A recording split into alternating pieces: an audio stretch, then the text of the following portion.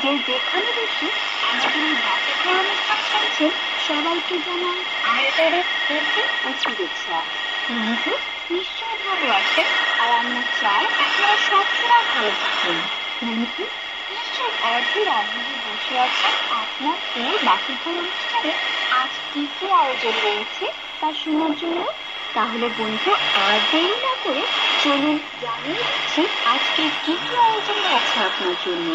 আজ প্রথমেই রয়েছে ইয়াকুব নবীর বিবাহের কাহিনী এবং সেই সম্পর্কে শিক্ষা, এবং তার উপর ভিত্তি করে একটি প্রেরণা ব্যাখ্যা থাকছে স্বাস্থ্য পর্ব।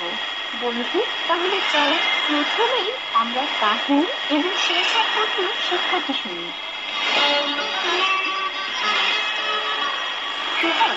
তোমার সাথে পরিচয় হওয়ার পর থেকে আমাকে মনে হয়েছে জানো? কি মনে হয়েছে সাথী? তোমার নাম সবুজ না হয়ে হওয়া উচিত ছিল হাফেজ। কেন কেন তুমি একথা বলছো কেন?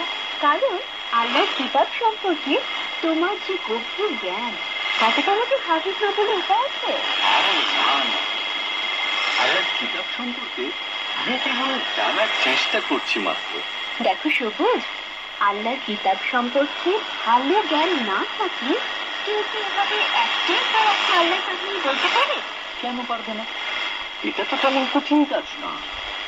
চেষ্টা করলে তুমিও আমার মতো বলতে পারবে। তবে হ্যাঁ, এজন্য তোমাকে আল্লাহর কিতাব প্রচুর পরিমাণে পড়তে হবে। তুমি সত্যি বলছো? আমি চেষ্টা করলে আল্লাহর কিতাবের কাহিনী তোমার মতো করে বলতে পারবো? অবশ্যই।